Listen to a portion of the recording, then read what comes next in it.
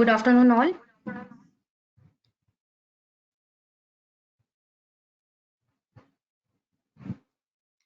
Hi, Shweta Paranspe, Assistant Professor Biotechnology, Dr. Ambedkar College, Diksha Bhumi, Nagpur. Welcomes you all on free webinar on forensic DNA analysis. Session 1 is conducted by me, that is on the topic DNA extraction and quantification method in forensic DNA analysis.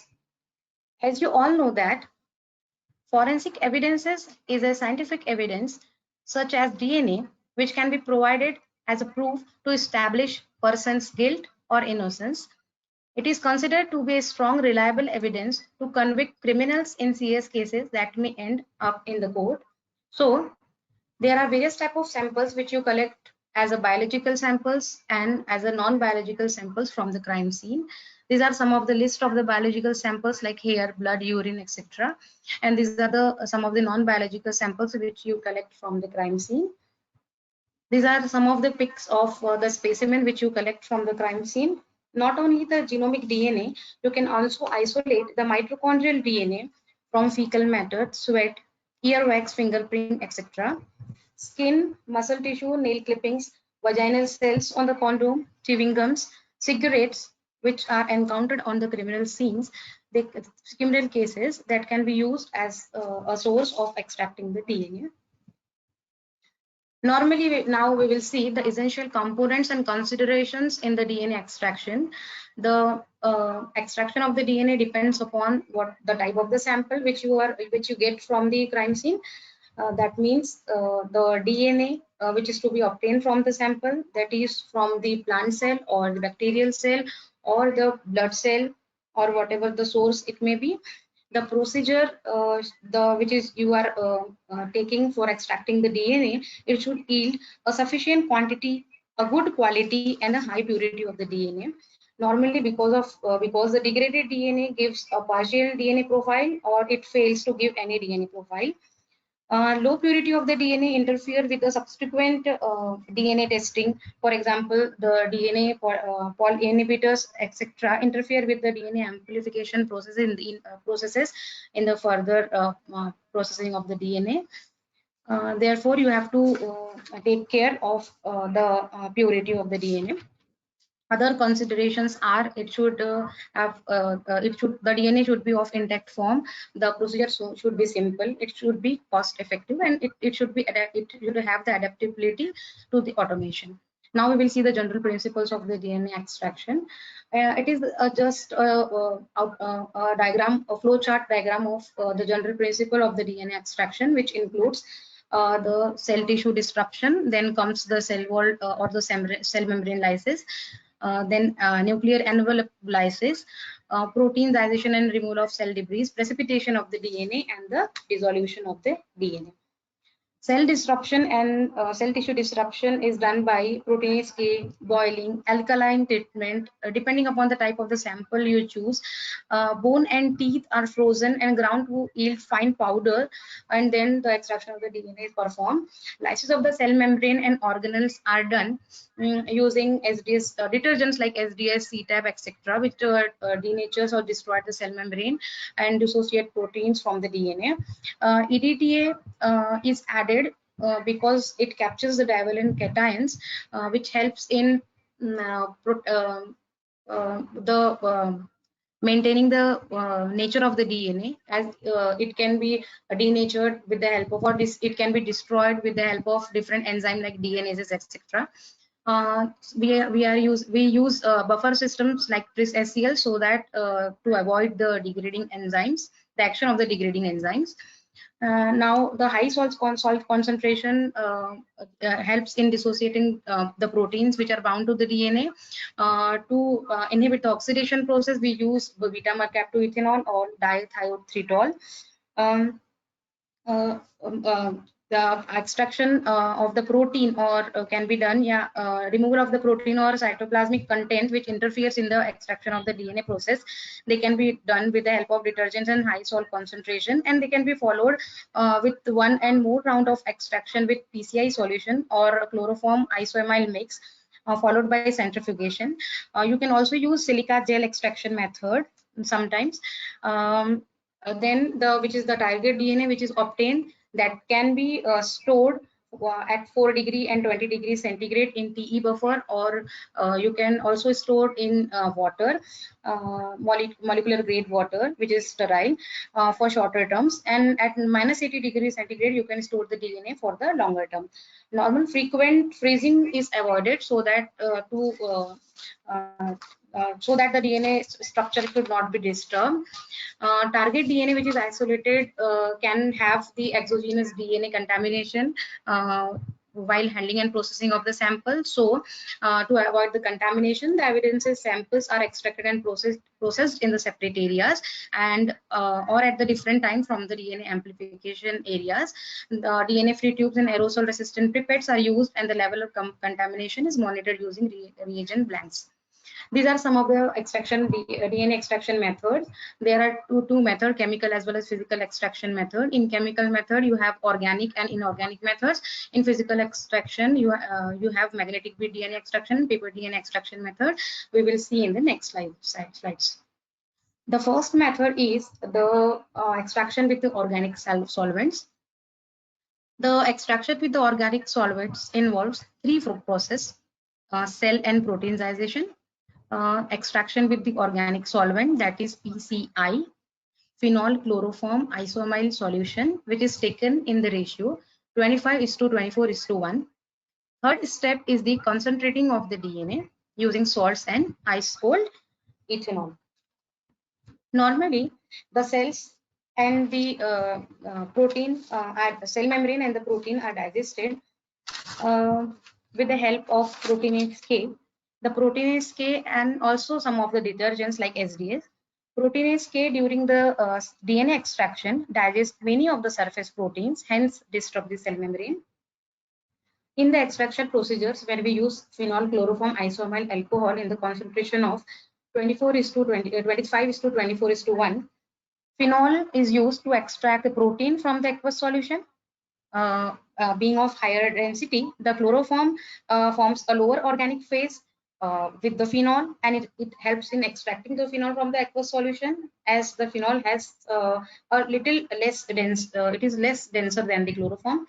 So chloroform being of higher density, it forms an organic phase with the phenol containing the lipids and other cell components, which can be easily separated from the upper aqueous layer containing the DNA. You can see the pic here. You have layers, one aqueous layer as well as upper aqueous layer and inorganic phase, which contains the cell contents, and you have an interface which contains the protein between the two layers. You can separate the aqueous layer, and you can extract the DNA from that aqueous layer. Normally, the isoamyl alcohol which is used is to reduce the foam formation. Then comes the concentration of the DNA. The DNA is concentrated with the help of ice cold ethanol. Isopropyl alcohol can also be used. Salts are also used.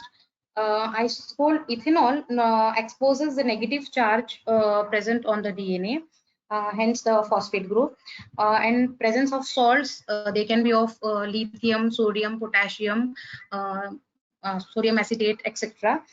These contain sufficient amount of the cations which neutralize the charge exposed on the DNA, that are the phosphate residues, and helps in the precipitation of the DNA. Next method is the salting out method. To circumvent the combustion or the harsh method of deproteinizing, Miller et al. In 1988 developed a rapid state and inexpensive method, which is a salting out method of cellular protein by dehydration, precipitation, and centrifugation. Normally, it yields DNA which is comparable to the PCI step method. In this method, you will take a buffy coats of nucleated cells in anticoagulant, and they are suspended in nuclear lysis buffer. It is mainly of alkaline pH, that is 10 to 11. Cell lysates are digested overnight at 37 degrees centigrade with SDS and proteinase K, and after the cell lysate is vigorously shaked, and the precipitate of the proteins are collected after centrifugation, and then the supernatant is containing the DNA is collected, and it is purified with the help of isoamine alcohol, ice called ethanol, which you can store after for short term or the longer term at 4 degrees centigrade, minus 4 degrees centigrade, 4 degrees centigrade or minus 20, or for long term at minus 80 degrees centigrade. Next method is Chilex extraction method. Chilex extraction method can be non-differential or differential. You can extract the DNA by this method from the stain containing sperms and female epithelial cells. Actually, this method is fast but harsh because of high pH in the range of 10 to 11. Temperature of approximately 100 degrees centigrade is present. Therefore, this method is also considered as a harsh method. The DNA obtained is a single-stranded DNA sometimes. And the traces of resins can also cause PCR inhibition in the further profiling of the DNA. But this method includes following steps. Then also this method is a very appropriate method for extraction of the DNA because of its less manipulation technique. This method involves 3 steps: washing, boiling, and centrifugation. Washing involves the removal of the contaminants like PCR inhibitors like heme from the blood. Boiling involves the mixture of 5% chilex, that is the chelation resin, in the mixture, and to boil it at 100 degrees centigrade so that the cell membrane can be disturbed, and also the disruption of protein and the release of DNA takes place. Centrifugation is normally done to remove the cell debris and the resin. Next method is the silica based method. In this method, dehydration of the phosphodiester backbone is done, which helps in reacting of the DNA with the silica. DNA molecules are reversibly adsorbed to solid silica surfaces in the presence of high salt concentration of cheotropic salts, which disrupt the 3-dimensional structure of the protein. Adsorption of the DNA to silica takes place due to the dehydration effect of cheotropic salt, which facilitates cell lysis and DNA adsorption. Normally, the cell lysis, sample lysis is done by addition of the proteinase K. The cell membrane is broken down and the DNA is released. In this process, DNA adsorption onto the silica is done as the DNA in the cell lysate bind to the silica surface in the presence of cheotropic agents, leaving the cellular material and the other contaminants, which inhibits PCR amplification. The adsorbed DNA is double-stranded with the partial denaturation. The next step, that is the washing and drying of the membrane. Washing is done with the help of ethanol-based wash solution, while the DNA is retained in the silica matrix. Elution of the DNA is done by rehydration solution containing a low salt concentration, so that the DNA can be eluted, and the eluted DNA will be double-stranded. Then comes the differential extraction method. I have shown here the pic of differential extraction method. Actually, in some cases, like in the rape cases, you have in the sexual offense cases, you have the mixture of cells, which complicates the interference of the result. To circumvent this problem, both the cell lysis is done in a different step depending upon the type of the membrane which is present. If it is a spermatozoa or sperm cells, it has its membrane where the proteins are cross-linked by the disulfide bonds. Membrane is cross-linked by the disulfide bonds and exhibit a high molecular strength, and therefore SDS, DTT, proteinase K, EDTA are used to lyse the sperm cells. And for the non-sperm cells, like epithelial cells of the female, you can use proteinase K and SDS for the digestion of the cell membrane, and rest of the process can be same for all both the cells, but there will be the difference in the separation of the two types of cells from the same sample in this type of method. Now, not only the extraction of the DNA is important, but the quantification is of the DNA is also important, because you have to give a good quality, good quantity for the PCR, and so that you can get a finest quality of the result in the short time. So in the next slide, we will see the quantification of the DNA. The extracted quantity depends upon the sample used. Nucleated cell can yield up to 6 picograms of the DNA.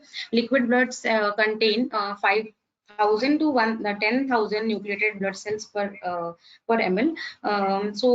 This is a general information about the amount of the DNA which we can get from different samples.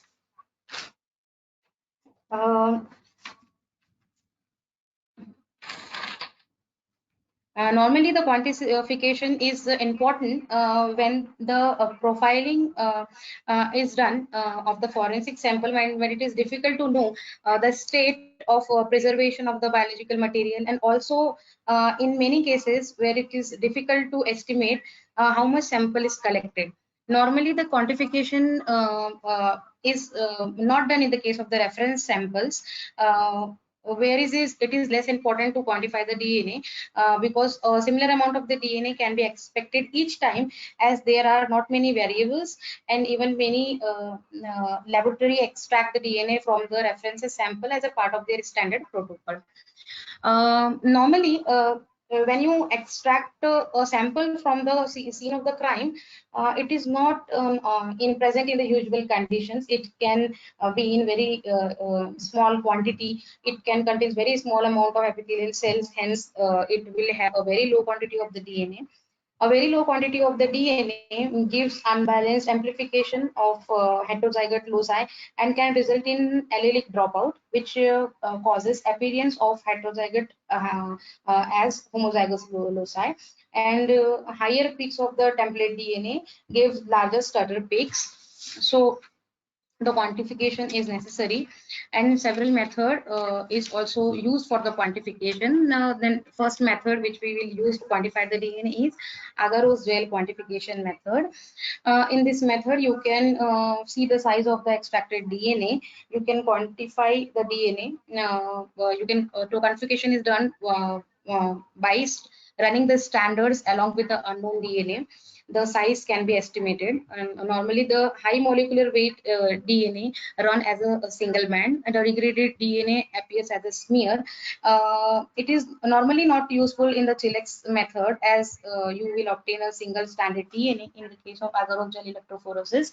In this step, the sample is loaded onto the lane, which is given here in the diagram. In the influence of the electric field, the DNA will run towards the positive electrode as it has a negative charge. When you will see the DNA or the gel in the trans illuminator under the UV light, the DNA will be visible as you will add the intercalating dye inside the gel. So the intercalating dye will intercalate with the double-stranded DNA, and you can have the visualization of your DNA in the agarose gel. Normally, the advantages of agarose gel is that it is quick and easy to carry out, and also gives an indication of the size of the DNA molecule that has been extracted. The disadvantage are the quantification is subjective and based on relative band intensity. It is difficult to gauge the amount of the degraded DNA, as there is no suitable reference standard.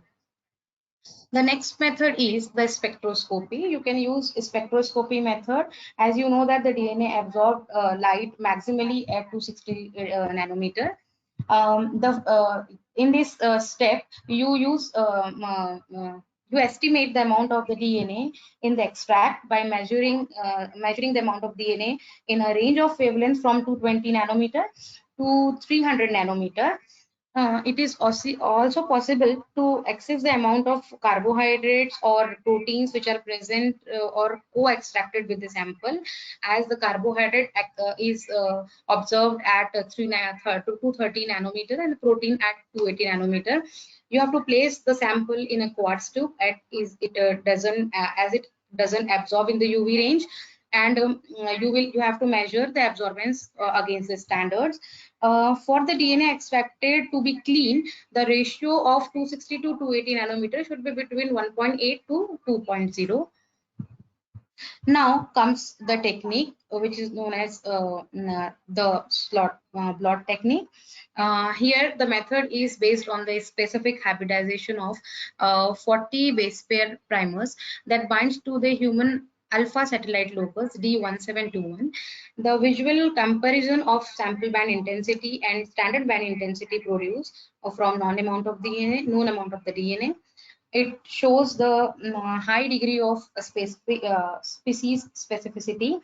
Human and primate can detect as little as 150 picogram DNA in the standard assay. Similarly, in the development of commercial DNA profiling kits, the development of commercial DNA quantification kits has also progressed. Applied Biosystem produces the QuantiBlot human DNA.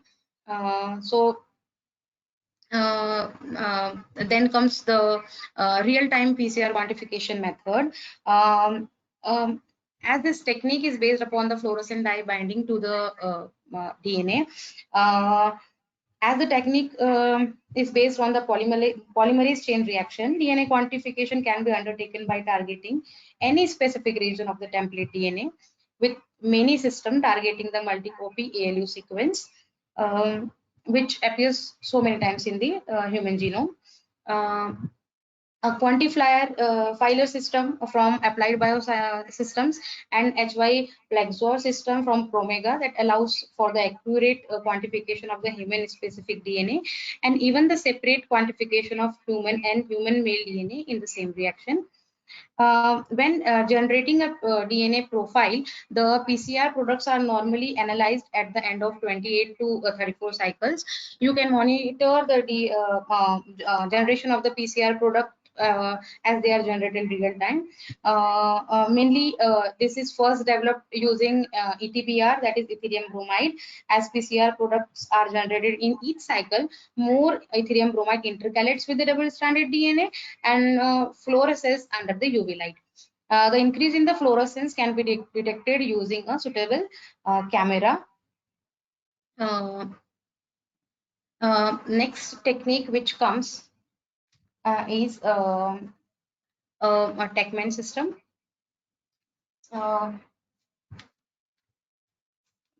Here,